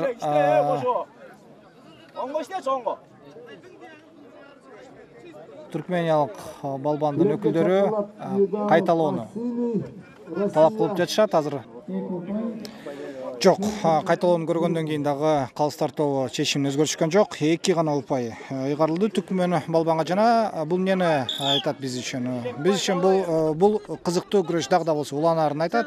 Анда эмесе Тилекке акыркы калган мүнөттөрдө мүмкүнчүлүк берилмекчи. Эки упайды кайрып келүүгө эки балбан тең. Караңыздарчы, бири-бирине кандай гана туруштук беришүүдө. Түркмендик балбан бир аз демилгелүү болуп келе жатканын байкап турабыз, бирок Тилек дагы келе калганда ыңгайына салып ыкмага чабаарын дагы билебиз. Ошондуктан али эч нерсе чечиле элек. Албетте туркмениялык балбандын бир аз физикалык жактан жакшы даярдыгы бар экенин көрө алдык. Караңыздарчы, туруп тике көтөрүп кетип атат. Ал эми бул болсо ыкма ышкырыктан кийин аткарылып калганына байланыштуу эч кандай бал берилбейт.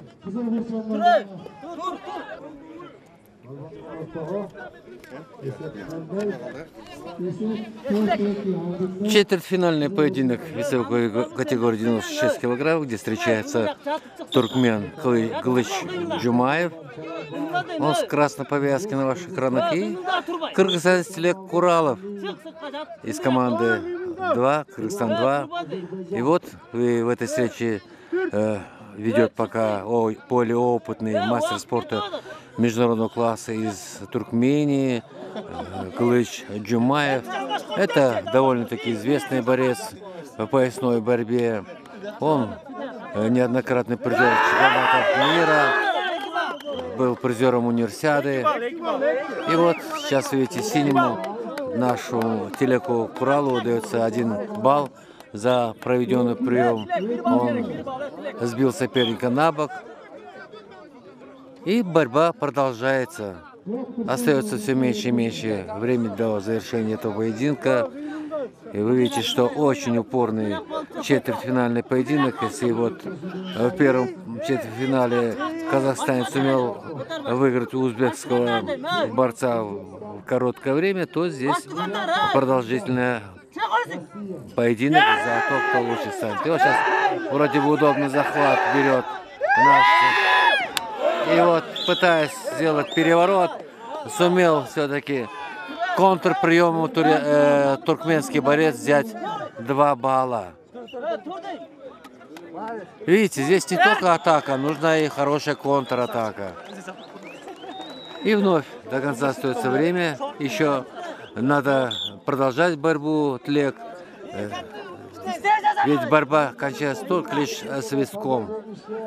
Ну, нужно сделать захват и попытаться сделать. Но, конечно, туркменский борец не спешит, он выигрывает по баллам, поэтому время играет на него. Надо активно действовать нашему Куралу.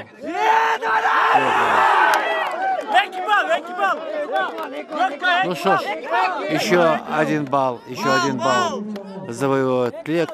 Но он проигрывал вначале очень много, поэтому туркменский борец дает возможность ему меньше баллы зарабатывать. Вот, а время играет на представителя Туркмении. Да, чувствуется немножко усталость нашего борца Тлека Куралова. Но вновь в середине ковра 2 бойца. И вот, но сейчас должен быть. Итак, завершается время, и победу по очкам одержал Кылыч Джумаев. И он уходит в полуфинал, где будет встречаться с казахстанцем Бекзатом Ахмедбековым. Урматтуу көрүүчүлөр, жеңүү үчүн эч ким сындабайт. Адилеттүү күрөштө мына туркмендик Жумаев Кылыч биздин балбан Куралов Тилектин үстүнөн жеңиш кармап, жыйынтыгында жарым финалга чыгып отурат. Андан эмес урматтуу көрүүчүлөр, 96 салмак даражасы кийинки түгөй бул казакстандык Галишин, кечиресиздер, Бекшалов Нурзат жана ошондой эле биздин жигит Барпыбеков Канымет чыгып отурат. Канымет көк түстүү бел курчан, эми казакстандык Нурзат болсо шарттуу түрдө кызыл түстүү бел курду байланып чыккан чагы. Чейрек финал урматтуу көрүүчүлөр, уткан тарап жарым финалга чыкмакчы. Албетте 96 салмак даражасы бул эми оорлордун арасына кирет эмеспи? Оорлор, оор салмак даражалары жана оорлогон сайын кыргыз күрөшүндө албетте биздин килем үстүндө күрөш дагы кызып кете берет. И вновь 1/4 финала весовой категории 96 килограммов.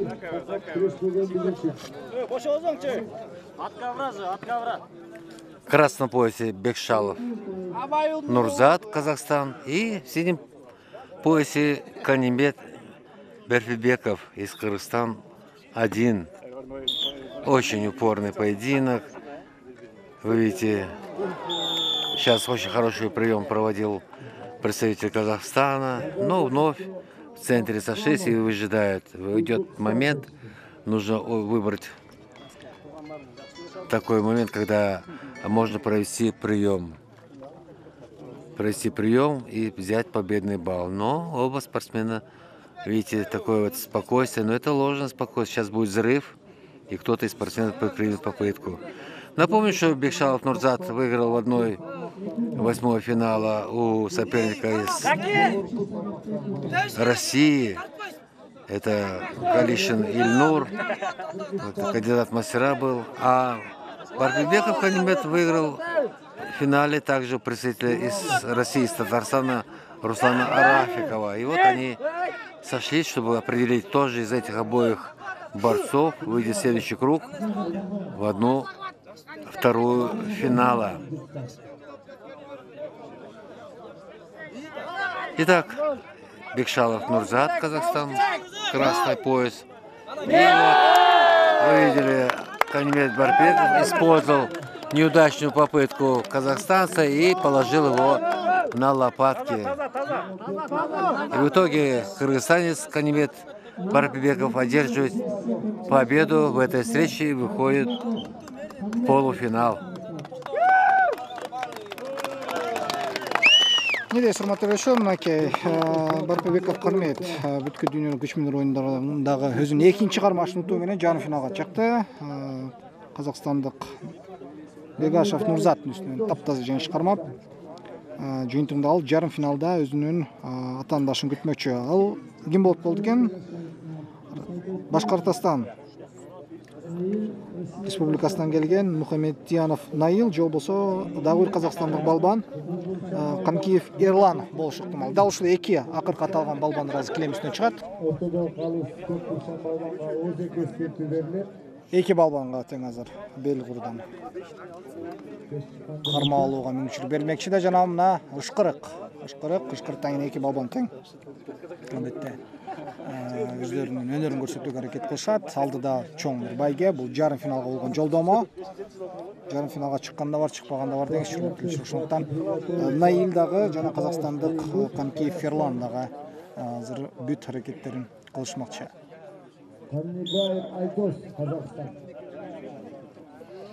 На ваших экранах вновь 1/4 финала весовой категории 96 килограммов. Очень грозные соперники встретились здесь.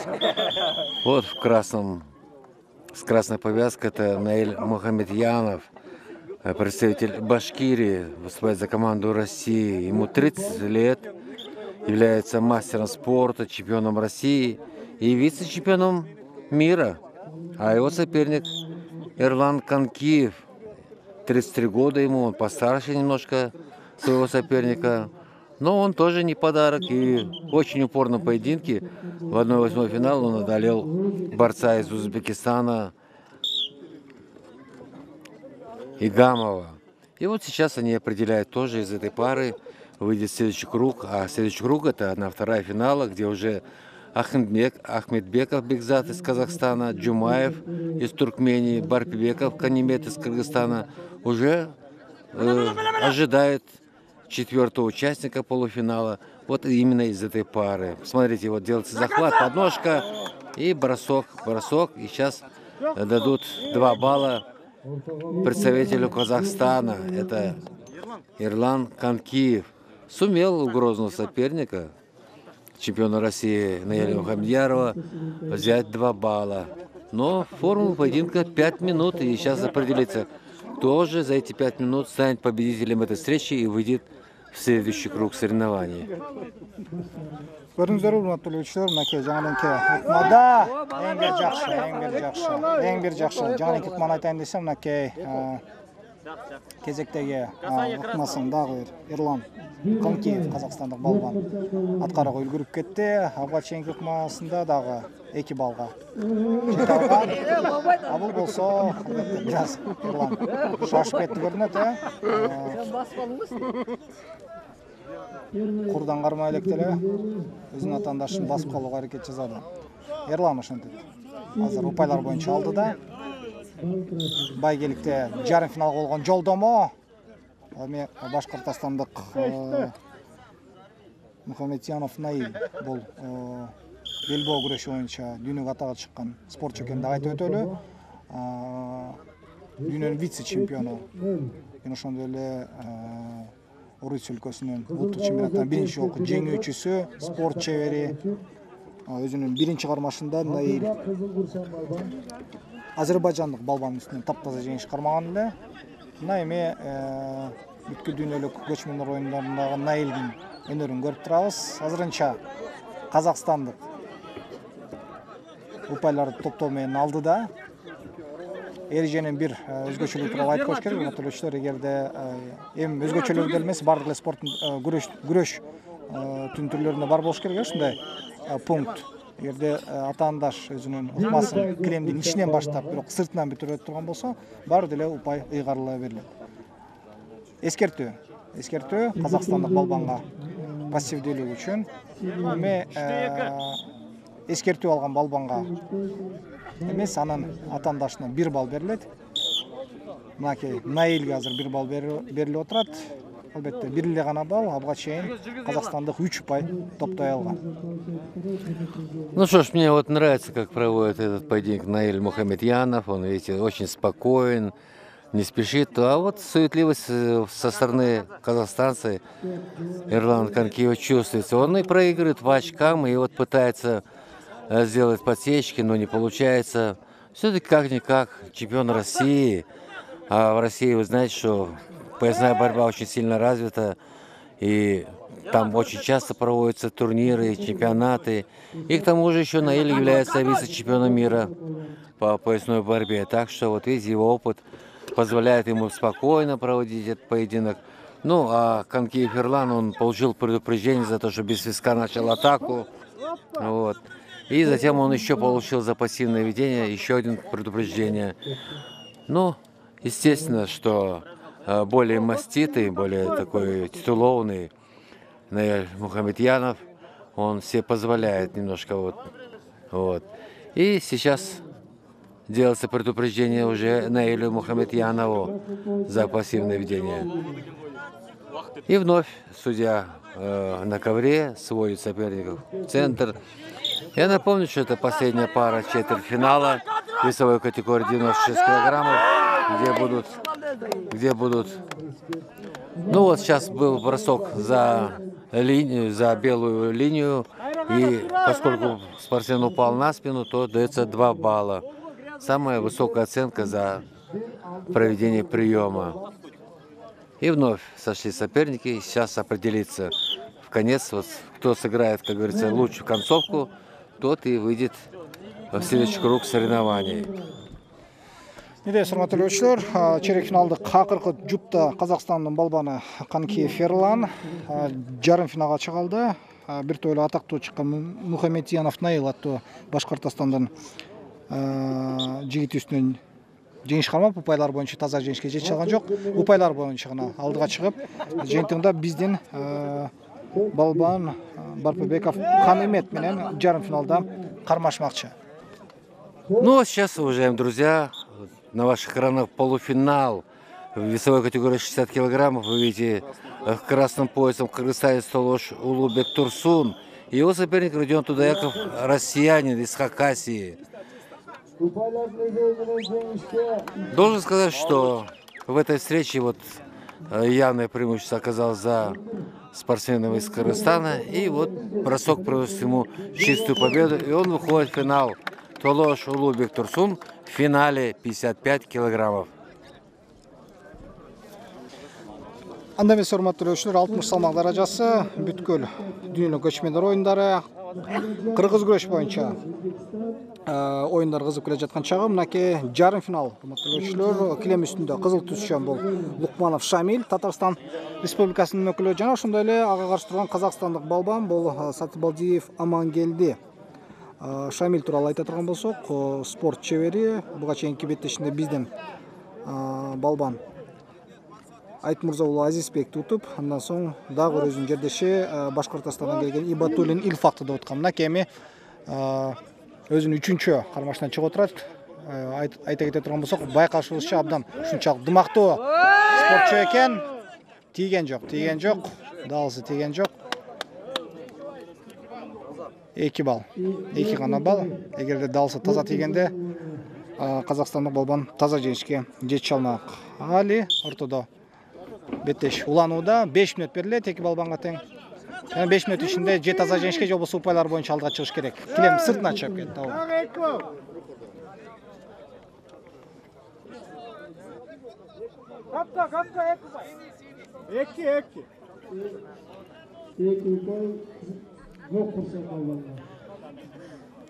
Ну вот, сейчас вы видели, что Сатыбалдиев Амангелди получает балл победный 1. И поединок продолжается. Напомню, уважаемые друзья, это полуфинальный поединок весовой категории 60 килограммов,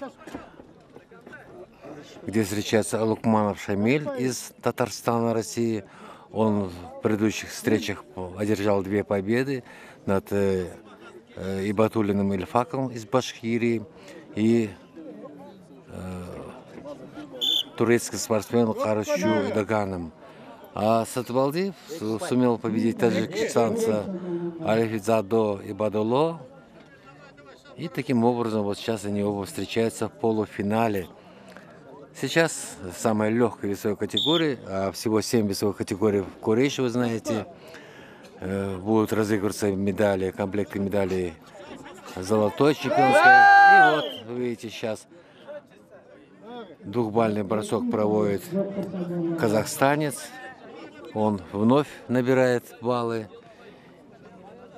И вот продолжу о том, что 85 спортсменов участвовало в турнире курейшистов, 7 весовых категорий. Это представители 13 государств, 22 команд. Вот Россия выступает 3 командами, казахстанцы выступают, и кыргызстанцы 2 командами выступают.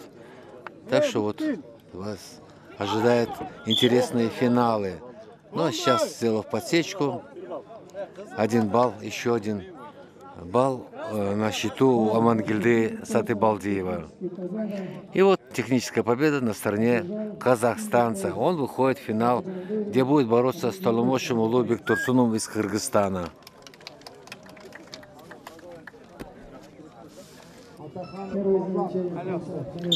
Андамес урматтуулуучулар, 55 салмак даражасы кыргыз күрөш боюнча кармаш. Бул көңүл жубатуучу күрөштөр.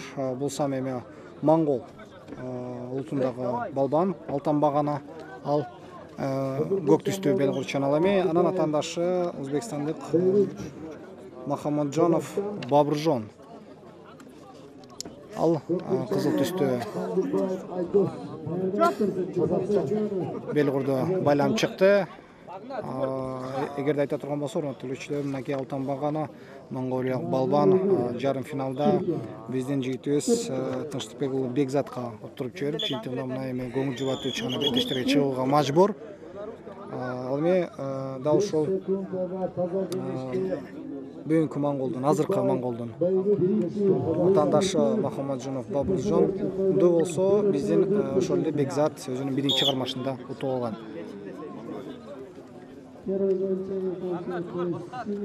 Поединок за 3-е место, весовая категория 55 килограммов, где встречается в красном поясом борец из Турции Вардар Игур и монгол. И вот монгольский спортсмен доволен тем, что провел удачный прием и выиграл эту встречу, завоевав бронзовую награду.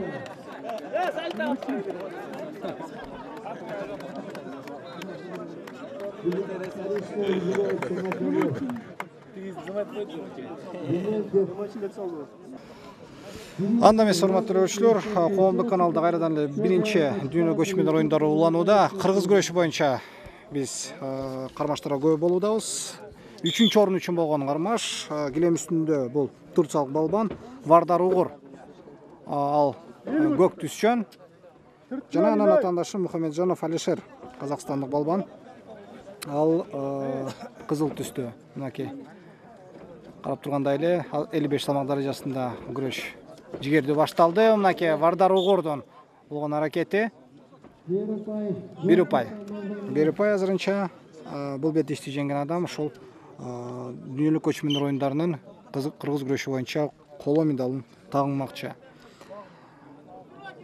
Айта турган болсок, казакстандык балбан Алишер Мухамеджанов биздин жигитибиз Сүйүнбеков Насипжанга биринчи беттешин алдырып жиберген. Ал эми 55 салмак даражасында алтын медалды эки кулунубуз Тынчтыкбек уулу Бекзат менен ошол эле Сүйүнбеков Насипжан талашышмакчы. Второй поединок за бронзовую награду весовой категории 55 килограммов. Встречается казахстанец Алишер Мухамеджанов и турецкий спортсмен Угур Вардар. В красном поясе казахстанец и в синем поясе его турецкий визави. Рефери встречи Шавкат Зарипов, Кыргызстан. И вы видите, что пытается сделать подсечку представитель Турции, но он промахивается и вновь в середине борцовского ковра начинает заново, взявшись в захват оба спортсмена, пытается вот тоже подсечку сделать. Нет, не получается. И вот резкий переворот туловища своего соперника, но устоял. И вот сейчас 1 балл за бросок спортсмена на бок. Но, смотря на то, что этот бросок прошел вне белой линии, то засчитывается лишь 1 балл. И вновь продолжает поединок за бронзовую награду. Самые легкие борцы первых всемирных игр кочевников, которые проходят у нас в городе Чолпан-Ата, в культурном центре Рух-Ордо, при большом стечении обстоятельств. Погода вновь стала приятной, светит теплое солнышко. И вот есть бросок. И представитель Казахстана выигрывает эту встречу и завоевывает бронзовую награду в весовой категории 55 килограммов.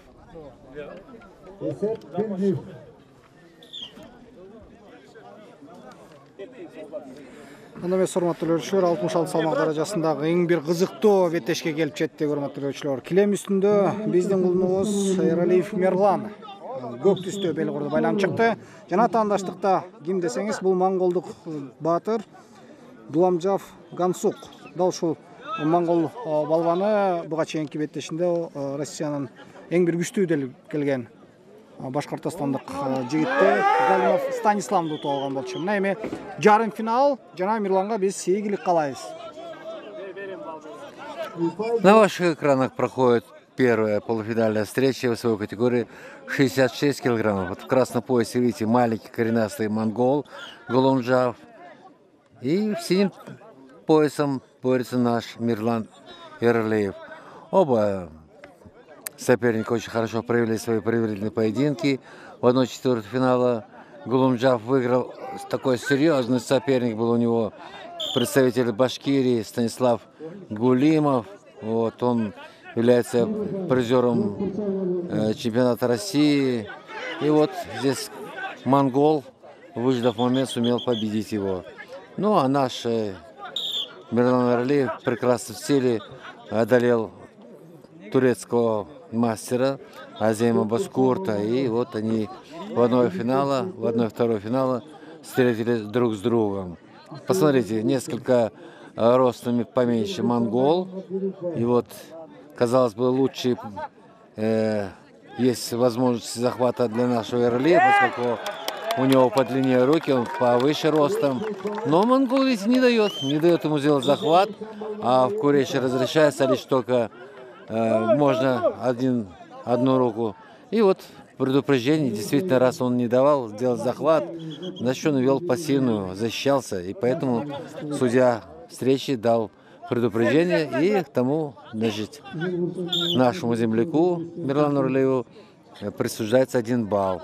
И вновь продолжается этот поединок. Он определит, кто же сильнее в этой паре. Оба соперника, видите, очень цепкие, они такие не дают возможности провести прием. Андан жакшы күрөш көрүп турабыз, урматтуу көрүүчүлөр. Мынакей килем үстүндө Эралиев Мирлан өзүнүн монголиялык атаандашына каршы турууда. Жарым финал урматтуу көрүүчүлөр, 66 салмак даражасында. Эгерде ушул беттешти ута турган болсо, Мирлан албетте финалга чыгат. Келиңиздер. 2 балбан тең бири-бирине ушунчалык татыктуу экенин байкап атабыз. Кезектеги эскертүү монгол балбанына жана азыр жаңылышпасам 2-0 эсебинде биздин балбан утуп келе жатат. Упайлар боюнча албетте 5 мүнөт берилген. Абдан бир жакшы ыкма. 2 упай берилиш керек азыр. Же 1 упайла. Килем сыртынан чыгып кеткенине байланыштуу 1 упай берилет болуш керек. Жок, 2 балл. Капталга кулады деп кылып жаткан топ 2 упай ыйгарып отурат. Эралиев Мирлан азыр 4-0 алдыда келе жатат. Абдан жакшы. Продолжается поединок между монгольским спортсменом и нашим Мирланом Эралиевым. Ну, вы видели, что монгол получил за предупреждение, значит, 1 штраф балла. И потом, значит, Мирлан выбросил соперника на бок за пределы белой отметки. И получилось это 2 балла. Так что он по баллам пока в этой встрече ведет. А напомню телезрителям, которые немного запоздали к просмотру Куреша, это идет 1/2 финала весовой категории 66 килограммов, где встречается в краснопояске Монгол. Ну вот, очень хороший прием сделал Мирлан Нуралиев и выиграет эту встречу чисто. Абдан жакшы, баракелде. Урматтуу көрүүчүлөр, көргөнүңүздөрдө мынакей Мирлан Нуралиев таптаза жеңишке жетип, керемет. Бул жерде жеңишти абдан маанилүү, бирок ошол жеңишке кандай ыкманы колдонуу менен жетише алды. Азамат таза жеңиш ушинтип 66 салмак даражасында Нуралиев Мирлан финалга чыкты. Ну что ж, дорогие друзья, мы завершаем нашу сегодняшнюю первую передачу о борьбе, которая проходит в Рухордо, города Чолпон-Аты. Прощаемся с вами. До завтра. Финалы будут завтра. Бүгүн сиздер менен чогулгон мен Мирланбек Турсунов жана кесиптешим Канай Аламанов. Көрүшкөнчө сак саламатта туруңуздар.